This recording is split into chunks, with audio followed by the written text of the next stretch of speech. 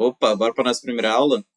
Então é o seguinte, vou mostrar aqui para vocês. Deixei uma caixinha de pergunta no Instagram e me sugeriram esse tema, os porquês, certo? Então é interessante a gente observar basicamente cada um do português e cada um do inglês, certo? Então qualquer dúvida que vocês tiverem, podem deixar nos comentários.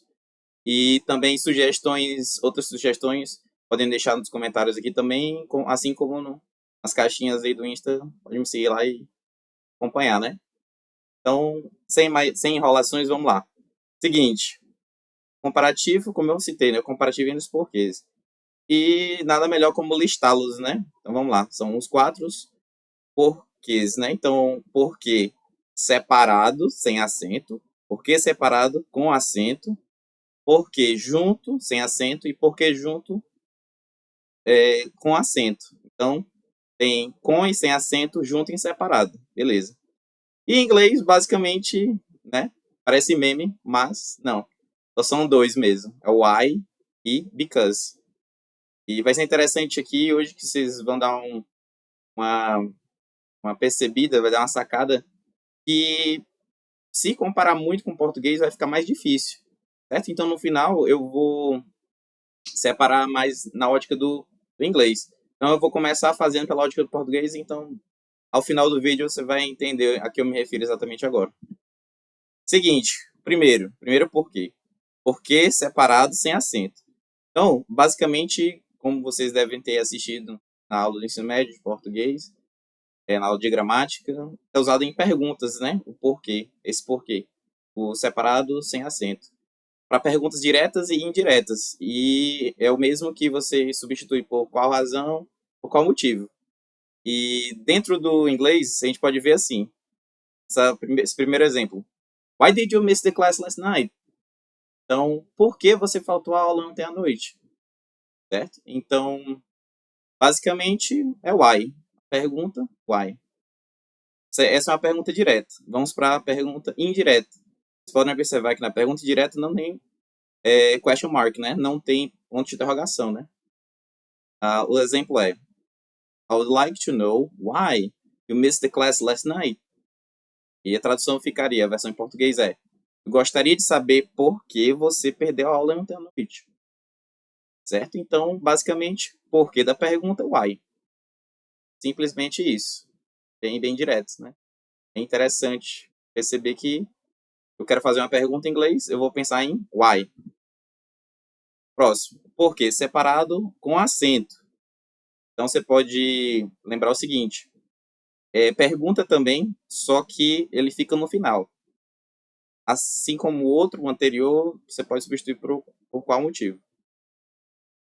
Seguinte, primeiro exemplo you missed the class last night. Why?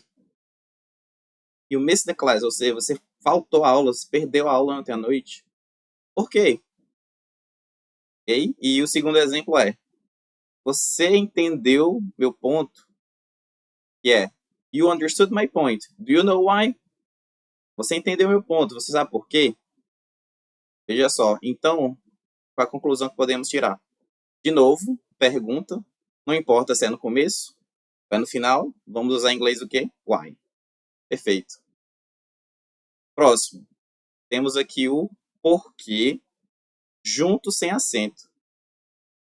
Então, você pode lembrar exatamente questão de justificativa, né? Você vai explicar, você vai justificar.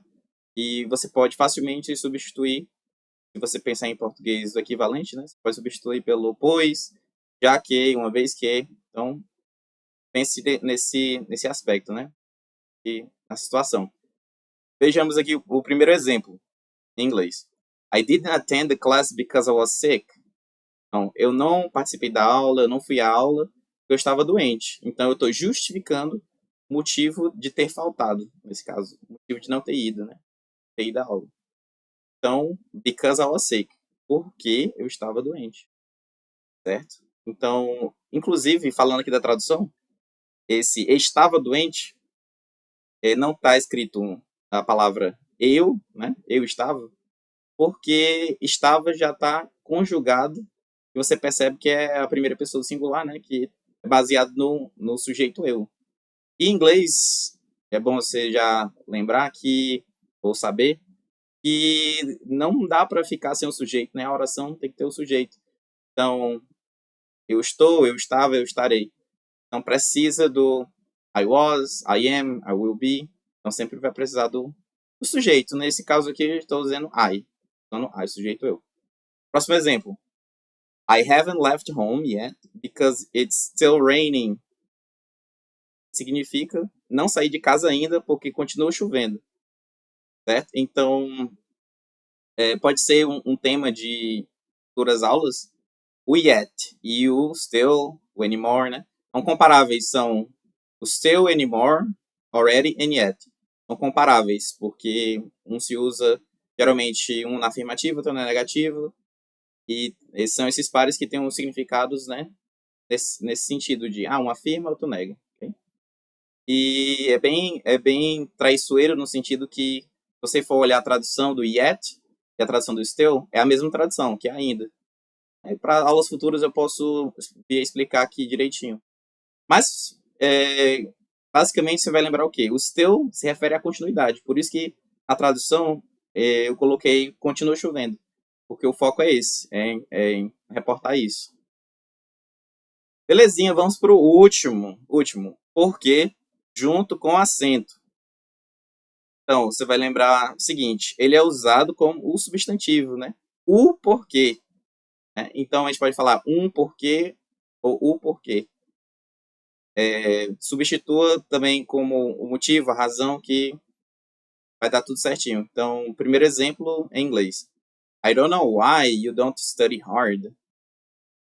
A tradução seria, não sei o porquê de você não estudar arduamente, mais popularmente, estudar pesado, estudar para valer. Né? E próximo exemplo. She knows why I did it. She knows why I did it. Então, ela sabe o porquê de eu ter feito isso. Então, veja só que é bem difícil você ficar comparando inglês e português no sentido de querer achar cada palavra em uma versão e em outra, né? A versão em inglês, a versão em português. Você comparar palavra por palavra. Então, basicamente, a sentença, vocês podem observar que a sentença tem uma certa flexibilidade, né? Flexível. A forma que você fala na língua e a forma que você fala em outra. Okay? Então, comparativamente, de forma individual, eu expliquei um por um. Vamos aqui para o comparativo final. Vamos para o resumo, que acho que todo mundo fica alegre, todo mundo gosta, né? Então, veja só.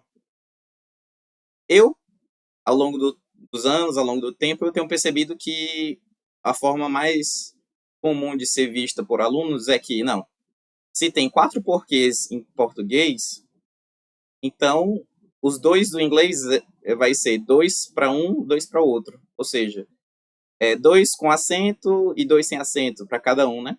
Só que não é proporcional, ok? Então, como a gente viu anteriormente, eu deixei aqui o resumo. Why, você vai pensar nos 3 porquês. O porquê separado, o porquê junto e o porquê junto. Só que aí, observe o que exatamente. Os 2 porquês com acento estão aí. E, na verdade, veja só. Agora tá tudo ok. Então, é o porquê junto e o porquê separado. E o porquê com acento. Então, basicamente, são esses 3. Então, não se esqueçam. Relembrando. Porquê separado tem acento. Porquê separado com acento. E o porquê junto com acento. E, simplesmente, um deles, dos 4, é o porquê junto, que é o because. Ou seja, o único que é para justificar é o porquê junto, é o because. Então, para ficar mais fácil de memorizar, faça o seguinte. Vamos lá, pense aqui comigo. Os 2 da pergunta é why. O que é substantivo, que é o motivo, é why também. E o único que é diferente é o because, que é para justificar. Basicamente, é isso. Certo? Então, assim, eu espero que tenha sido bem esclarecedora essa aula. Então, deixe seus comentários, dê seu feedback. E vamos para a próxima aula. Deixa uma ajudinha aí com relação a sugestões, recomendações que vamos fazer o vídeo. Até a próxima. Valeu. See you guys. Bye bye. Have a nice day.